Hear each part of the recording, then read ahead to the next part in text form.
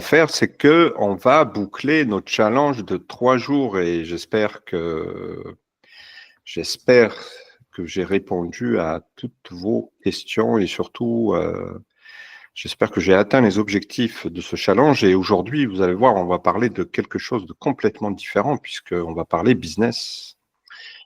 Parce que sans ça, on va dire que les affaires ne fonctionnent pas et comme je l'ai dit la dernière fois, on peut avoir la meilleure formation sur le marché. Si vous n'arrivez pas à la vendre, eh ben, c'est pas possible. Donc, évidemment, il y a un découragement et on ne comprend pas ce qui se passe. Alors, évidemment, ce qu'on va vraiment aborder sur cette partie, c'est vraiment vous, hein. On va parler de vous et on va parler de moi, peut-être, si on a un peu plus de temps. Et ce que je propose, c'est qu'on va démarrer. Et avant ça, vous allez voir, je vous ai préparé encore des surprises. Alors dans cette séance, je dirais, je l'appellerai carte sur table parce que je vais vous dire aussi d'abord des vérités, mais qui ont un lien vraiment avec mon expérience, hein, modeste expérience, mais je vais essayer de partager avec vous toute mon expertise. Alors évidemment, je rappelle l'objectif de ces 3 jours, c'était vraiment de parler et de pouvoir déployer une action de formation en situation de travail, pas à pas, même si vous partez de zéro. Alors évidemment, on part de zéro à partir du moment où on a quelques notions de pédagogie. Alors de préférence, travailler avec la formation, être consultant. Donc l'objectif, c'était vraiment de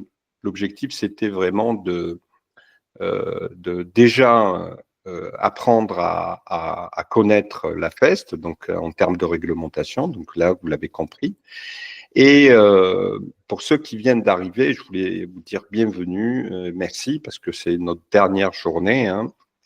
Alors, il y en a peut-être qu'on va rencontrer, que je vais rencontrer en face à face plus tard. Alors, il y en a aussi, je sais qu'il y en a parmi vous qui ont déjà pris une de mes formations qui est accompagnateur pédagogique à FEST, hein, et je vous remercie d'être encore là. Et la preuve, c'est que, c'est que vous êtes au rendez-vous. Et sur cette séance, vous allez voir, je vais faire un petit récap de ce qu'on a abordé pour ceux qui ont raté, évidemment, les deux soirées. Vous avez un replay qui est disponible, donc je l'ai envoyé, donc là, il n'y a pas de souci. Et aujourd'hui, on va vraiment parler business parce qu'on a besoin de mettre en place une vraie stratégie une fois que vous avez votre formation et vous avez travaillé un peu le contenu de votre formation. Maintenant, à qui vous allez la vendre, votre formation, et on va essayer ensemble d'y répondre. Donc, bienvenue. Un petit récap de ce qu'on a vu. Mais avant ça, je vous ai schématisé ce dessin et j'espère que vous pouvez vous situer un peu dans votre projet. Alors, soit vous êtes en création d'entreprise, soit vous êtes un professionnel de la formation. Mais là, ce qui nous intéresse, c'est vraiment les formations en situation de travail.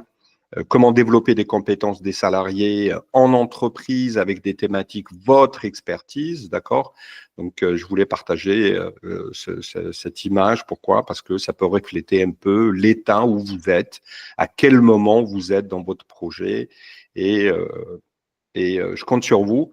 C'est que de vous poser la question, c'est quel sera votre premier pas ce soir pour sortir de l'immobilisme? Si vous êtes dans l'immobilisme, alors, et si vous êtes là, c'est que vous êtes dans une dynamique, vous avez un projet, donc, mais sachez que la différence entre ceux qui tournent en rond et ceux qui bougent, c'est vraiment l'action. Donc, partez du principe de prendre des initiatives, surtout commencez à partir de ce soir de réfléchir de votre stratégie, même si vous êtes en vacances, préparez la rentrée.